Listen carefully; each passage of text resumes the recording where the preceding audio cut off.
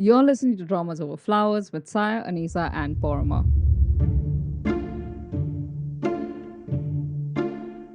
Hi, I'm Saya. I'm Anisa. And I'm Porama. And this is a special episode. Yes. So, Borma has been in a extremely deep and large rabbit hole of research, and she has like lots of amazing information to bring us. And we are going to do a amazing history of the global rise of K-drama. Is that kind of what it is, Borma?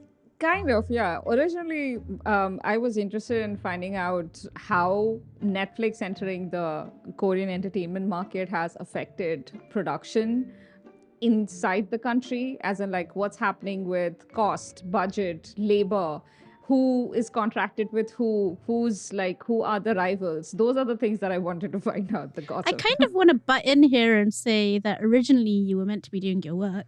That is also true. Originally, I was meant to be doing my paid work. And because that is never what I really want to do, I went off into a rabbit hole of initially just like really old articles. And actually, a surprising number of them are on like major papers like Atlantic and Forbes and New York Times. LA And Times, somehow we never saw them like in the mid 2010s when we were watching K-dramas. Those were not the articles we ever saw, but they exist. So it's nice to know that international fans have been doing the good job of, reporting on dramas for quite a while. Also, it's just good journalism, Yeah, which of course. we often don't see around K-dramas. So I started from there, and then I ended up discovering research papers. And I've been getting into reading more and more research papers since like end of last year because of a totally different subject. And for some reason, I just didn't think there would be that many English language research papers around Korean drama, because what little I had seen until then, mostly through like searching on Google Scholar, was limited to this is the, I don't know, sixth Korean wave, and it's popular in America, and this is why Squid Game is so awesome. And Netflix invented K-drama. And these are also really like very recent, because when I was doing my thesis in like 2018 to 2020, there were like 5 that I found that I could use, for my research. Like there just were so few, and I had to like go to Korean language research papers, which were like a lot of work to Hard, try to yeah. read, and because like academic writing in another language, that was Yeah. hard. I feel like in the last 5 years there's been such an explosion of academic research around this topic. Yeah, and before we dive into our topic, I just wanted to briefly talk about something that a previous guest of ours, Professor Siraba Seji, was discussing on Twitter recently about how Korean scholars, like like people living in Korea, don't often want to contribute to those edited journals where you submit papers in the English language. So you often have American scholars, maybe Korean American scholars, but you often have international scholars contributing to that, contributing to the conversation about Korea and Korean media in international journals and papers. So the reason that she laid out, if I understood it correctly, was because inside Korean academia, it's not worth much to publish your paper in these journals in this type of way. Like she explained it much better, and I will link to the thread in the description so you guys can read it, because I might be misinterpreting parts of what she said. But the heart of it that I understood was there is a reason why Korean scholars don't contribute to, or have not as yet contributed that much to, Anglophone discussion of Korean media in scholarly papers. And because it is very weird, just like Anisa said, that until recently there was almost nothing that we could find that was like deep and full of like data that we could actually bite down on, because there really wasn't. It was mostly opinion papers. And so it's been nice to lately find a few papers that were written by scholars who are connected to Korean academia. So the the original pitch for this episode was me telling these guys that I want to talk about Netflix's growth in Korea, and of course we've been sort of skirting around that subject for years at this point, right? We've been talking about the growth of streaming, how that's affecting change in storytelling. Will it be affecting it too much? Will global tastes sort of like become dominant over domestic tastes on Korean dramas? All of those questions. And that's a lot to talk about. But when I started like prepping for this episode, I realized before we dive into what Netflix did to the Korean production system, we need to actually talk about the Korean production system, like the K drama, how K dramas, the limited episode series that we are used to watch as international viewers, how did they become popular? How were they produced? What was the state of the industry before 2016 when Netflix arrived on the shores to speak? So that is what this episode is mostly going to be focused on. And we will do another episode where we are actually going to deep dive into what happens next. So we're going to leave you on a cliffhanger, fair warning. And it won't even be episode 8. No. Okay. So we begin our story in the 1990s. The Korean entertainment industry had already started exporting a few of their dramas, limited episode, like 20 episode dramas, to other Asia Pacific countries. So at this point, whenever I say they exported overseas, I'm talking about Asia Pacific countries like China, Japan, Thailand, Malaysia, just Asia Pacific. That's what overseas is. And during this period where they're slowly doing this, South Korea at this point it's in an interesting economic situation until things overheat to the point where we reach 1997 and the Asian financial crisis happens. Now, a lot of countries are affected during this crisis, but Korea is terribly afflicted. Like a lot of investment flees the country. If you have watched 25-21, you would remember so women were basically asked to send in gold, anything, any money, any jewelry they had at home, they were giving to the government because the government was in such huge debt and they needed the money. So there is a lot of pride within Koreans who remember that time about how they helped their government survive. Other dramas that refer to this period, yeah. Reborn Rich did it. Answer Me 1997. Yeah, that one did it. So if you've watched these dramas, you more or less have an idea of what this crisis was like for the people living through it. So during 1997, what happened was there was this one drama that was produced by MBC called What is Love All About, whose Korean name is 사랑이 뭐길래? and this was exported to China. Now, the conditions of this export is actually hilarious. Before K dramas had their first Korean wave, Japanese dramas were really popular across Asia Pacific, and all Asia Pacific countries were basically hungry for more content, especially highly produced content. And it's with this drama, What is Love All About, going absolutely bonkers hit in China, that people started realizing that Korea could be a good place to get high quality, well produced dramas. Again, high quality for that time, guys. Don't like compare it to what we get now. The other funny thing was, How could you? No, but I appreciate Borma saying that because I've seen discourse on the internet saying I can't watch K dramas produced before 2018 or something. So I'm just yeah, like, so have I. It's painful.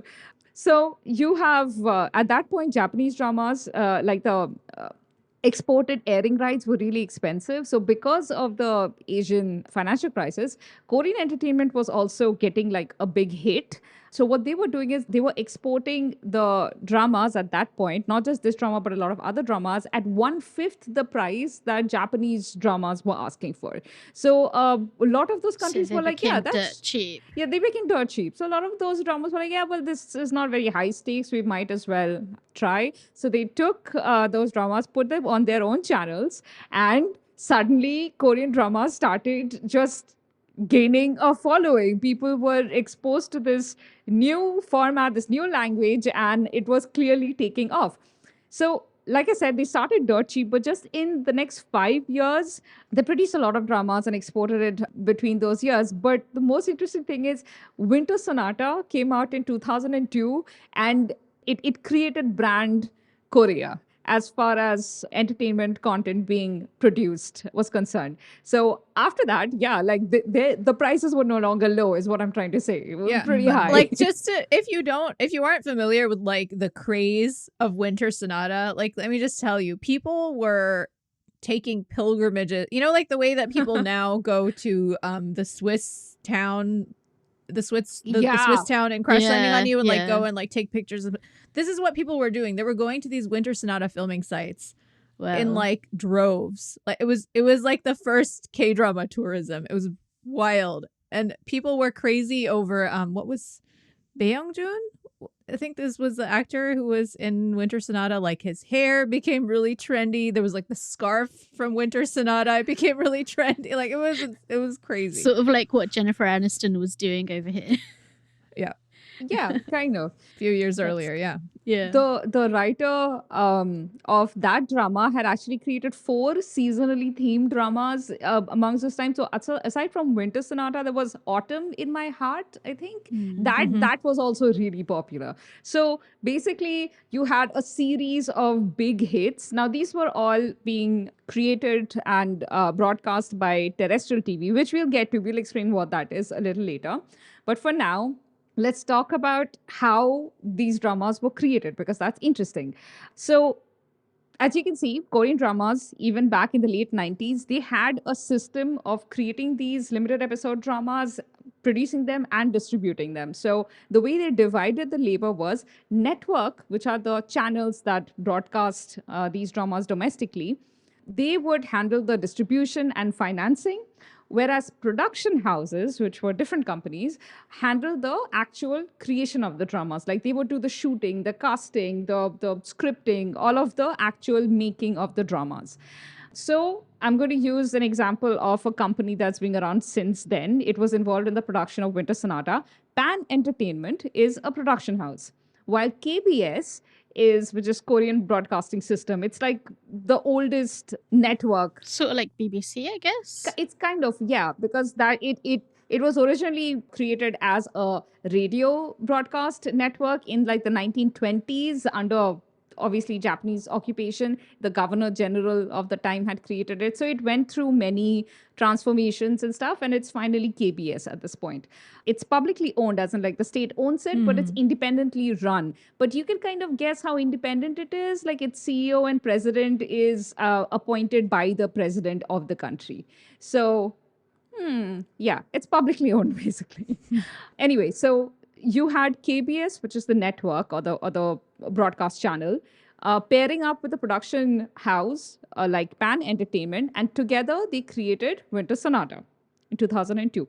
Now, KBS paid a certain amount of money. So at that point, it was $2.5 million to Pan Entertainment to purchase the rights of this series, which they would air domestically. Later on, Pan Entertainment sold the broadcast rights to the series again to a Japanese network, NHK, for $16.7 million. They also sold the original soundtrack. They sold a lot of DVDs, which was another $110 million. I'm giving you these random numbers to make you understand that at that point, the network might be helping finance the drama's creation, but the people who held the right to the drama was Pan Entertainment, which was a production house. And the network had to buy the right to air it domestically.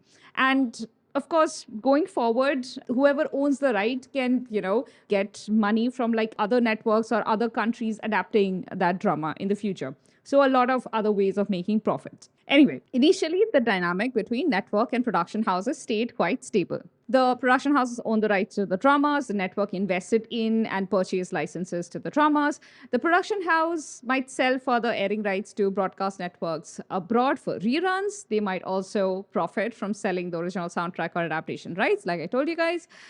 But then, of course, slowly, the networks, which are the channels, began to spawn their own production houses. Like KBS spawned KBS Media. Or MBC, which is another network slash channel, spawned MBC CNI. See, these are production houses, obviously, which are set up in competition with other production houses which are not connected to networks. So they could keep the rights under their own banner and reduce licensing costs. They will no longer have to pay huge licensing costs to production houses. And since they own the rights, they could sell it, reruns, adaptations, soundtracks, etc. So they could increase their profits. It's getting very dry, isn't it? No, I'm it's super really interested. interesting, yeah. Okay. You guys have, of course, heard of JTBC. That is a cable network, and they spawned JTBC Studios, which, by the way, currently... Question. Yeah. As I understand it, JTBC is quite a young channel. So what year are we talking about? Or has JTBC been around a lot longer than we think? So JTBC has been around since early 2010s. Both JTBC and TVN, which I was also going to mention, are Because they're sister channels, right? They are not. They belong to different companies. Oh, do they? Yeah. Why did I think they were sister channels? Because you often see like them airing stuff around the same time. You kind of because start they connecting actually had them. they have some airing agreements over certain dramas, right? I don't think so, but they came onto the scene kind of around the same time with K-dramas. Like they have kind of become the two cable channels that have like reliably good dramas. Correct. Like the high budget dramas belong to either JTBC or TVN. And we'll kind of explain why that happened too. We'll get there. So just like KBS has KBS Media, MBC has their own studio, JTBC also has JTBC Studios, which is currently SLL, which is Studio Lulu Lala. That's the name of this company. I love it. It sounds so adorable. It's not. It's an international, like one of those companies that are going around gobbling up international production companies. It does sound cute. Like I it's guess just it's part of their image massaging to make themselves sound cute. I looked this up on like Wikipedia, and an SLL being the acronym for Lululemon, but the meaning of it is like expressing joy and adventure. So I guess they're experiencing joy and adventure. They just bought an American production company called WIIP. So the invadee are about to become the invader. Are they like the Hybe of K-drama world? Wait, so SLL bought JTBC, or did they just buy JTBC Studios? No. SLL is a subsidiary of JTBC, and SLL went to America and bought WIIP, which is a production company, production house that is Hollywood production house. So SLL is what is okay. So I misunderstood what you were saying because I thought the SLL bought JTBC Studios. Never mind. SLL used to be JTBC Studios, right?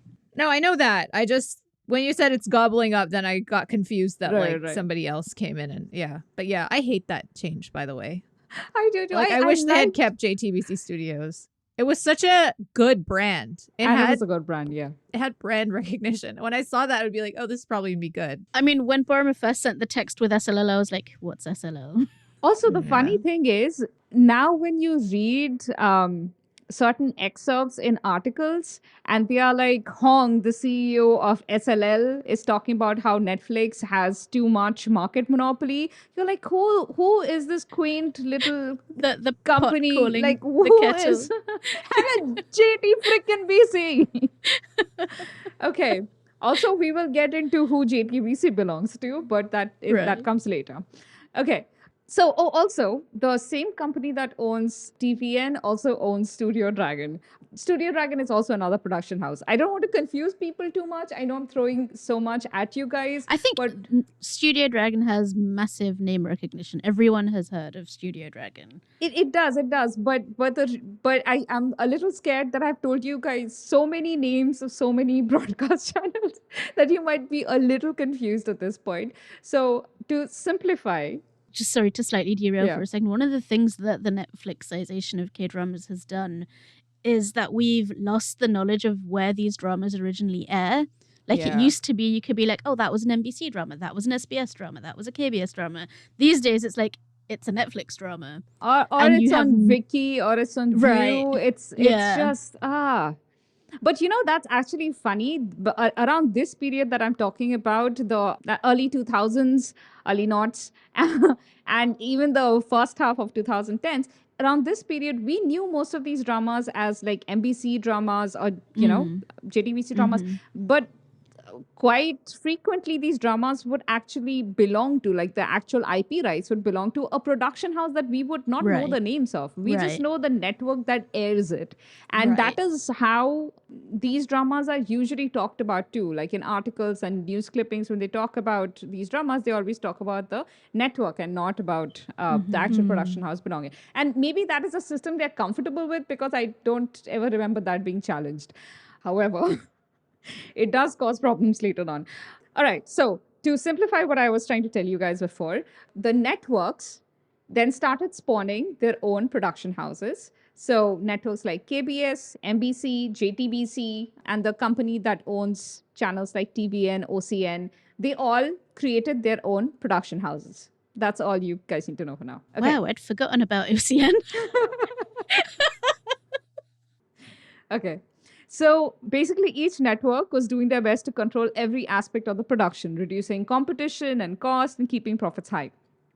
If you think about this from the labor perspective, given how closely these companies operated, if you got kicked out of one company for protesting against abuse or bad pay, it was unlikely you would get hired anywhere else. So they were not just creating an environment that helped them keep the profit within a few companies, monopolize it, but they were also making an impossible labor situation where they were forcibly keeping labor costs down and insane work hours. We remember in the early 2010s, a lot of articles came out about horrible things that were happening around that time.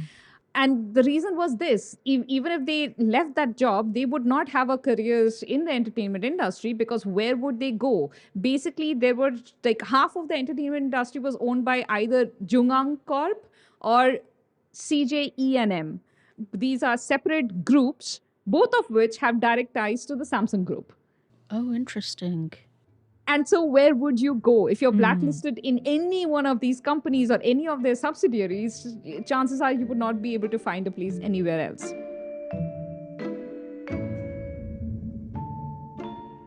Okay, so this is the state. And then digital platforms sort of start entering the market. Now, if you guys remember in the early 2010s... What year are we at now? At this point, we are at the end of the knots. We are at the beginning of 2010s. Beginning of 2010s, people weren't really taking digital platforms very seriously, but they were starting to slowly come out. We would just basically have like those small, cheap web series going to digital platforms. Oh, yeah. And they had very small viewership. So because most of these were either free or subscription based, right? And not too many people were comfortable with those platforms, especially when you had these big channels having like high production value dramas on them. Why would anybody pay to subscribe to those platforms? That was the state at that point. But in 2013, My Love from the Start, you guys remember that? Of course. Who could forget? Exactly. So My Love from the Start was licensed to iQiyi in China for dirt cheap. Like I said, because digital platforms were looked down on. And nobody thought iQiyi would be able to bring in much profits. Except iQiyi brought in nearly $90 million for that one series that they paid less than $750,000 for the entire series. So suddenly, Korean entertainment was like, wait, you can make money like that from licensing abroad? And obviously, this was happening in China, where you had like a huge number of people willing to, watch these dramas on digital platforms. So China was definitely one of the first places where digital platforms really took off.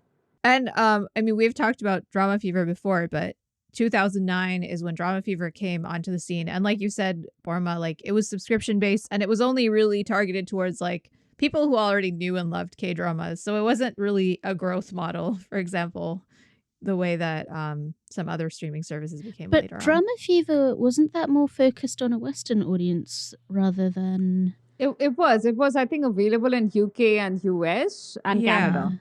Yeah. It was very limitedly available in the UK. It was mainly North America. It was mainly North America, and it was mainly like directed towards fans of Asian dramas who already existed. It wasn't really growing. I mean, the only thing that they did to try to grow to other markets or to expand their audience was like it started bringing telenovelas on and like Spanish language content, because I think there was a perception that like people who like K-dramas, like, I mean, people noticed the sort of some of the overlap in how content was, or it's maybe the themes of the content coming out of, Spanish language television, like the way telenovelas kind of are similar to like, makjang dramas. Right. And so, I mean, I think that was their marketing strategy for a while, but it was still a very small audience. And I don't think that they really had a strategy of like attracting other audiences. Like, in a way, it didn't already know about K-dramas. It was cashing in on that existing audience who were, who didn't have a legal means of watching the dramas that they were watching anyway. And very it was the age of fan subbing. Because they stole fan subs from the Written in the Heavens subbing squad, and then had the audacity to like... Which is the best fan subbing group ever. They were so good. And then they were like sending out DMCA notices everywhere. Yeah. Meanwhile, they like didn't compensate any of these fan subbers for their labor. So yeah, very explicitly drawing on that existing fan base. And the excitement that people had to finally have like a legal place to pay for the content that they really loved, which, at that time was an amazing boon. It was something that we could never have imagined before. True. Although I think at the time there was a lot of bitterness because we loved our fan subbers.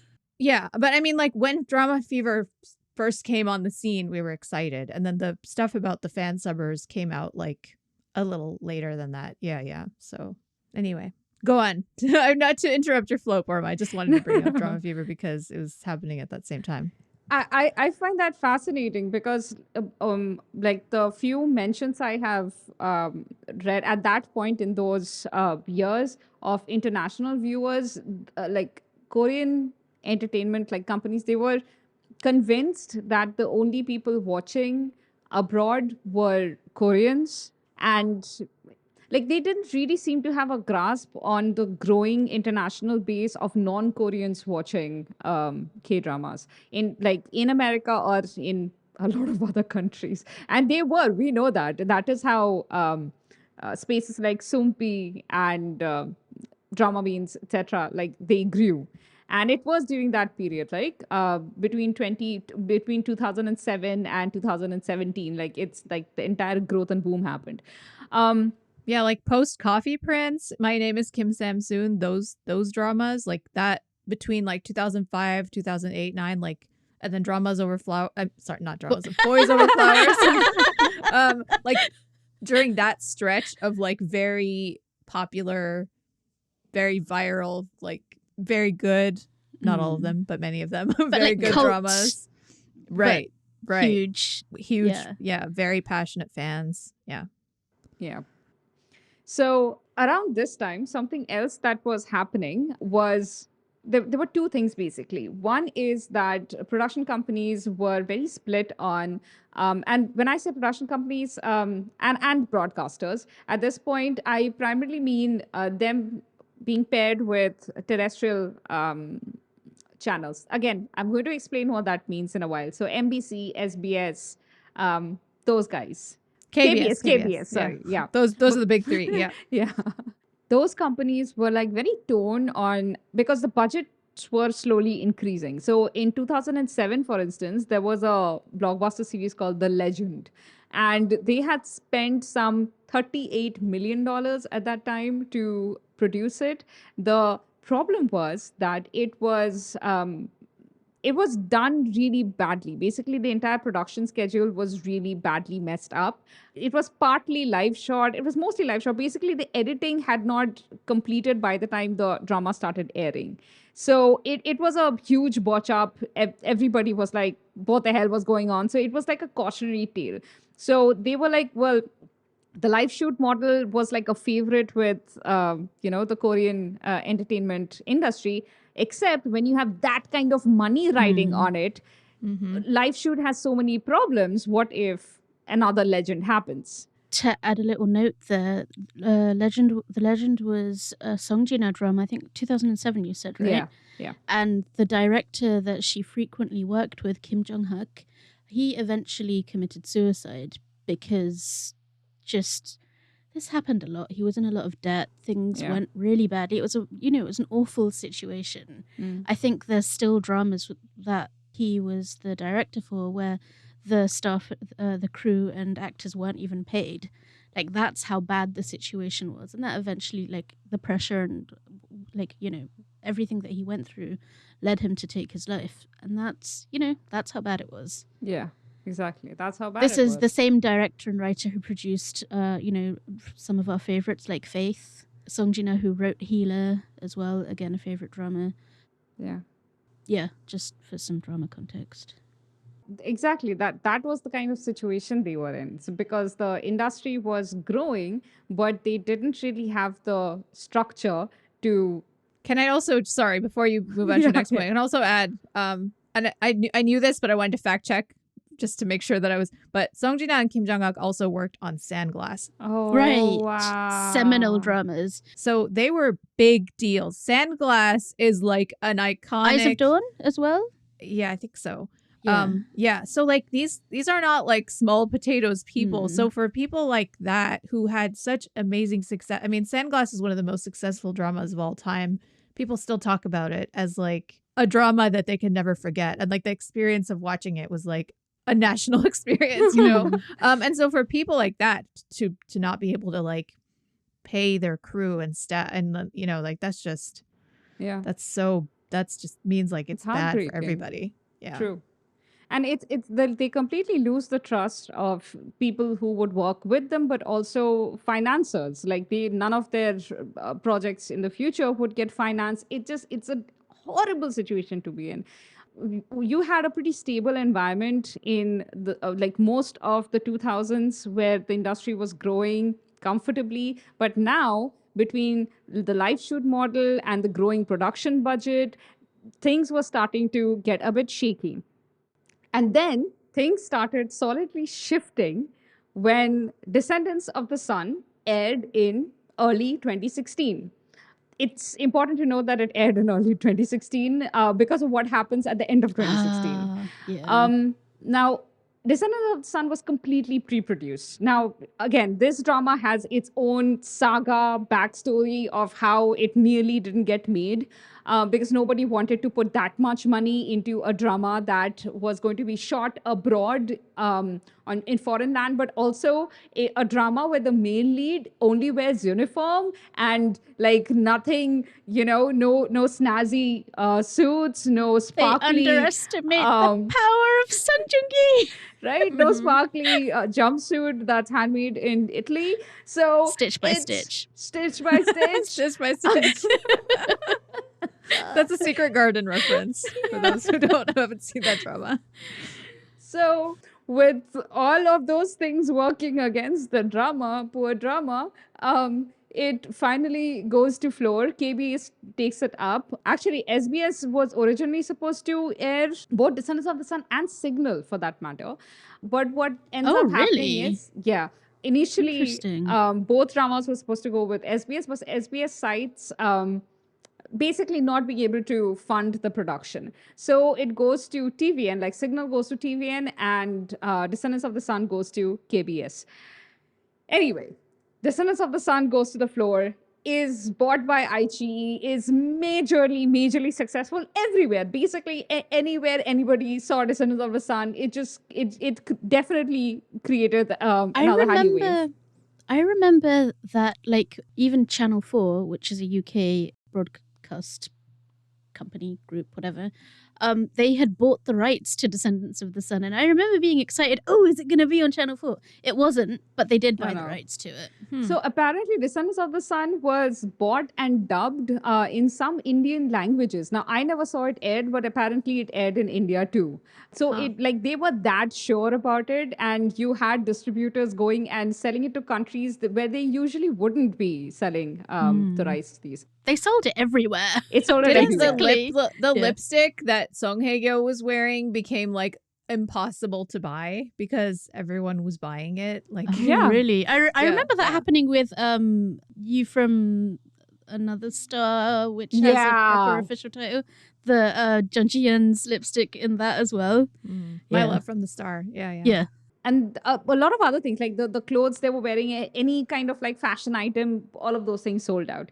So pre-production had finally come into its heyday. Like people were like, fine, so if we have a big budget thing, it must be pre-produced. So that is how the shift in this industry started happening. However, around the same time, the THAAD missile testing situation happened, which basically there was this military operation that was happening. It was like a friendly operation that was happening between Korea and America. And they were doing these anti-missile testing. I don't know what that entire system is, but basically they were being too buddy and China didn't like it. So China was like, stop it right now. And Korea was like, ha, no. And then China was like, fine, all of your entertainment content is banned. And like China knew perfectly well how much Korean entertainment depended on Chinese funds. Because, okay, I'm going back again in time. So you have early 2010s, this entire situation is happening where if a production fails, a big budget production, especially because of live shooting, things go wrong, or a drama just doesn't take, entire companies were basically getting wiped off the face of the earth. It was a horribly volatile market. In this situation in 2013, like after 2013, when iQiyi bought your My Love from the Stars, and South Korea had another hope, digital platform, especially digital platform in China and other Asian markets, where their dramas could do really well. Well, that was a new source of income. Around this time, Chinese investors began heavily putting money into Korean dramas, like these limited episode dramas. And it was that investment that helped create dramas like Descendants of the Sun and Moon Lover Scarlet Heart Rio. So these dramas got sold for a lot of money, like their airing rights as well as digital rights got sold for a lot of money abroad. Okay, so at this point, you have Korean drama companies and broadcasters utterly dependent on Chinese investors to fund, their grand ambitions. Now, I will explain what the difference is between terrestrial network and cable network. Terrestrial network can also be thought of as public network, public TV, kind of like your BBC. Your free TV. Your free TV. Free to view TV, yeah. Correct. So you have your free to view and you have your paid, and predictably free to view belongs to the state, paid are privately owned. Not all of them are, though. Wait, what are you talking about? I'm saying KBS, NBC, and SBS are not all publicly owned. KBS is publicly owned. They're all publicly owned. They're all publicly owned? All of them. I looked them up. When you say publicly owned, what do you mean? When they aren't owned directly by the government, they are owned by some pensioners company. Oh, okay. So even if nominally they're not publicly owned, they're still publicly owned. Okay. Thanks for clearing that up. I mean, the semantics are important. Listen, when I say I deep dived. Yeah. Yeah, but no, because I always thought KBS was the only one that was like properly publicly owned, and the other two just got some public money, but they were independent. So no, they're not. KBS is the biggest one, it's the oldest one, and it's the one that's like brand Korea. So that is front and center. They absolutely acknowledge that they're publicly owned. The rest of them are also dependent on government funds, but they are like owned in such an indirect way that you could kind of be like, but we are independently run, we are not that tied with the government. Okay. So now, while everything that I said was happening, there also started an internal struggle between public TV and cable TV.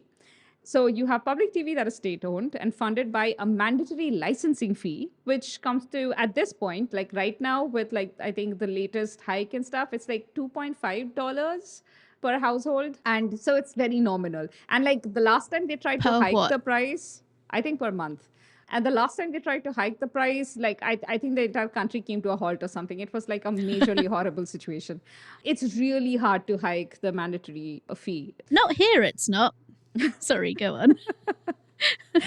So they're majorly dependent on that licensing fee and also on like advertising, of course. But like it's something like 50% of their income comes from the household, licensing fee. while cable TV is pay to view. So, of course, privately owned, very dependent on advertising, but also very much on a subscription model. Okay, but not streaming subscription. This cable TV subscription, different things. It's literally cable. You get. It's literally cable. Everybody knows what cable is. Okay, we know cable. So by mid 2010s, JTBC, the channel, this is a privately owned cable channel, owned by Jungang Corp, and TVN, also a privately owned cable channel, owned by CJENM. These two were starting to stand out as major players in high quality K-drama production. Later on, these two networks will end up becoming major partners with Netflix, but that is not the story right now. That's a spoiler, P. That's a spoiler. These two networks, they were slowly eating up the pie that had majorly been owned by public broadcast system till now, till the early 2010s. Now, so the public networks were at this point majorly losing out on advertising money.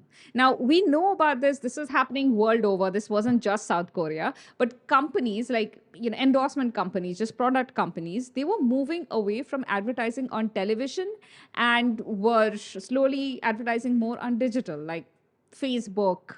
And what this was doing was, it was a huge blow to public networks, because such a large chunk of their income comes from advertising, and they can't really increase the mandatory household fees. So how do they increase their income? They can't. They have this fixed income that is the mandatory fee, and the advertising budget of the companies that were going to these major broadcasters are slowly dwindling. It's shrinking. So at this point, MBC, KBS, SBS, these companies started to suffer, and they didn't know what to do. They were also like these mammoth companies, these behemoths, right? So for instance, they were having the hardest time moving from the live shoot to the pre-production. The idea of it was slowing them down. They had like a lot of corporate meetings and meetings and meetings, and nothing was happening. Yeah, so like a large public company is never going to be as nimble as like a new, smaller private company, because you just can't. Exactly, like that's profit oriented. So even though they were getting state funding to stay afloat, obviously year on year they were depending more on state funding instead of their other alternate ways of getting money. So what was happening was, they weren't being able to produce those high quality K-dramas anymore. Like I said, SBS had to let go of Descendants of the Sun, which, yes, it did go to another publicly funded company, but the reason for that was cash crunch on SBS. And as Anisa pointed out, KBS has always been kind of like the favorite child of the government. Like, that is your brand Korea broadcasting system.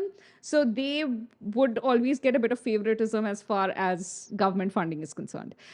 That is my speculation. I am not quoting anybody.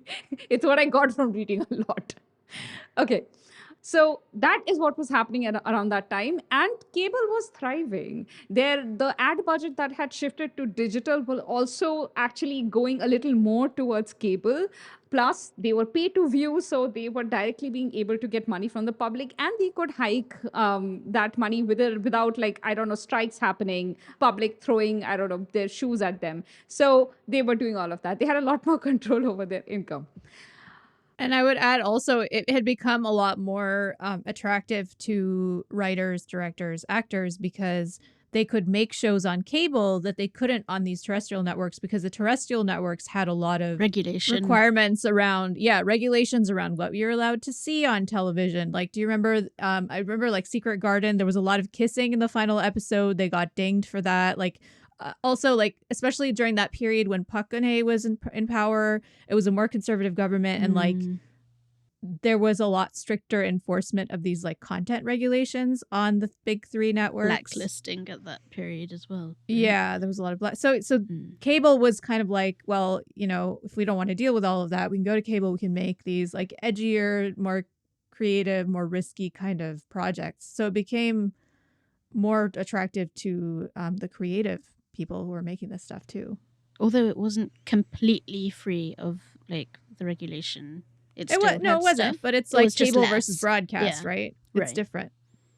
Because later the story is that you go to Netflix to tell the stories you can't tell. Exactly. So around that time, Right. Yeah. in 2016, when all of these things were happening, when basically the ground was shifting away from terrestrial TV towards cable TV, highly paid A-list writers like Kim Yoon-hee and Kim Yoon-suk, who were like, respectively mystery thriller writers and romantic comedy writers, they were contracted by TVN, which was the private channel, to write Signal and The Guardian, the lonely and great god, Dokkibi, basically. Goblin. Wasn't that Kim and Suk? Oh, right. Kim and Suk drama. So it was Kim Yoon-hee who wrote Signal and Kim Yoon-suk who wrote Goblin, and they were both contracted by TVN. And these are A-list huge writers, and both of them gave interviews explaining why they shifted to TVN, because they were loyal writers of like one of the public broadcasting companies. SBS. I remember it being a pretty big deal at the time that they took that leap.